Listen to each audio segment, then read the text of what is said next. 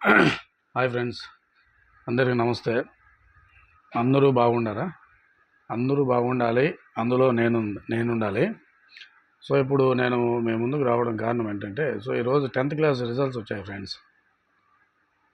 Results వచ్చాయి కదా, ప్రతి ఒక్కరు పాస్ అవ్వాలి అని నేను కోరుకుంటున్నాను. మనస వాచ కర్మ నేను కోరుకుంటున్నాను.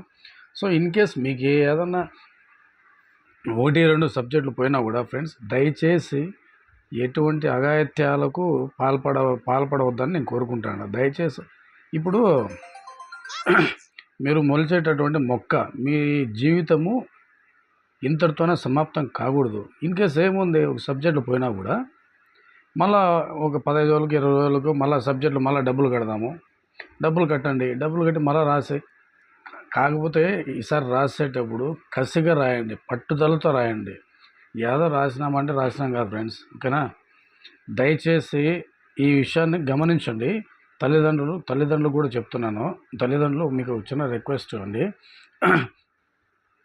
మీ పిల్లలు కానీ, మీ కూతురు కావచ్చు, మీ కొడుకు కావచ్చు, మీ అల్లుడు కావచ్చు, మీ కోడలు కావచ్చు, సబ్జెక్టులు పోతే ఒకవేళ ఇన్ కేస్ ఏదో 1-2 సబ్జెక్టులు ఖచ్చితంగా ఎవరో తప్పుతూనే ఉంటారు. అరే ఏంద్రా నువ్వు సబ్జెక్టులు ఫెయిల్ అయినా, మన పక్కింటోడు పాస్ అయినాడు, మన పక్కింటి పాప పాస్ అయింది, మన ఎదురింటి పిల్ల పాస్ అయింది, మన వెనకింటి పిల్ల పాస్ అయిందని దయచేసి మీ పిల్లల ముందు అనబాకండి. మీకు 2 చేతులు జోడించి చెప్తున్నా.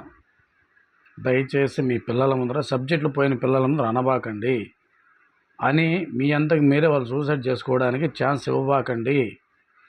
రే ఏముందిరా, సబ్జెక్టులు పోయినాయి, ఇప్పుడు పోతే రేపు కట్టుకొని రాసుకుందాం అనే మీరు భరోసా ఇవ్వండి. ఎందుకంటే తల్లిదండ్రులు దెప్పి పొడిచేవాళ్ళుగా కాదు, భరోసా అయ్యాలా. నేనున్నా కానీరా, ఈసారి నువ్వు కట్టు, ఫీజు కట్టు, చూద్దాం, రాద్దాం, పడదామని మీరు ఒక ధైర్యాన్ని నింపండి, ఒక భరోసా ఇవ్వండి. అర్థమైందా తల్లిదండ్రులు?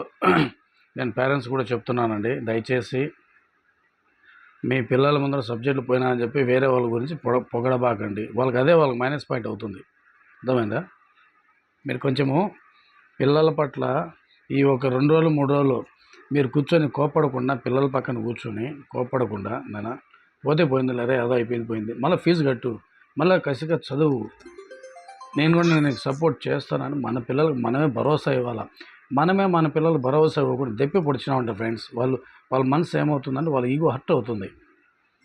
వాళ్ళ ఈగో హర్ట్ అవుతుంది. అందుకనేసి మీరు పేరెంట్స్ దయచేసి గమనించండి. మీ పిల్లలకు మీరు గట్టి ధైర్యాన్ని ఇవ్వండి.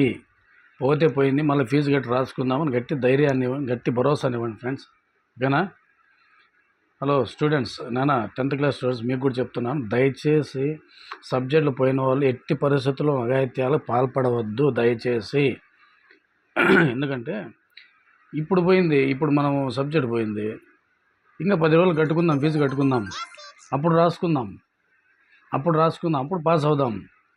అంతేగాని మీ లైఫ్ ఇంతటితో ఆగిపోకూడదు.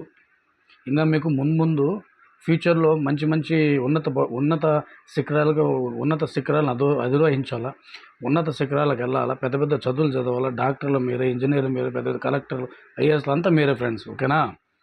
దయచేసి ఎట్టి పరిస్థితుల్లోనూ మీరు అఘాయిత్యాలకు పాల్పడవద్దు దయచేసి, సరేనా?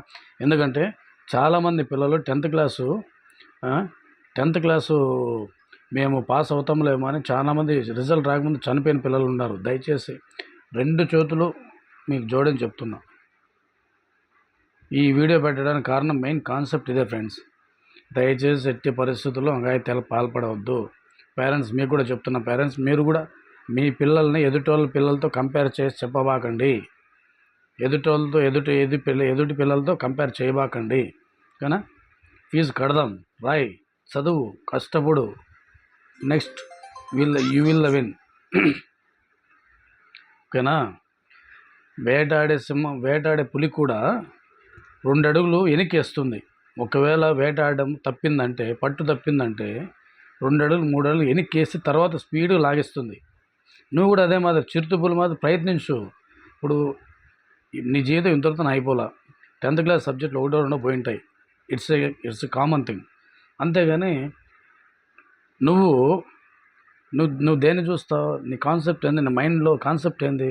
ఈ సబ్జెక్ట్ పోయింది, నెక్స్ట్ టైం నేను పాస్ అవుతాను, ఇదే నీ కాన్సెప్ట్, ఇదే నీ మైండ్లో ఉండాలి. And then you will win. Okay, all the best అందరికీ. దయచేసి ఎటువంటి పిచ్చి పిచ్చి పనులు చేయబాకండి. పేరెంట్స్ మీకు కూడా చెప్తున్నా, పేరెంట్స్ దయచేసి ఎదుటి వాళ్ళను మీ పిల్లకాయలు ఎదుటి వాళ్ళ పిల్లకాయలను కంపేర్ చేసి చెప్పబాకండి. వీలైతే ఎంకరేజ్ చేసి పరీక్షలు పాస్ అయ్యేటట్టు వాళ్ళని ప్రోత్సహించండి. ఓకేనా ఫ్రెండ్స్, థ్యాంక్ యూ. ఒకవేళ దయచేసి ఏదైనా తప్పులు మాట్లాడంటే దయచేసి అందరూ నన్ను క్షమించండి. ఫస్ట్ టైం వీడియో చేస్తున్నా friends. Thank you all. Thank you అందరికీ.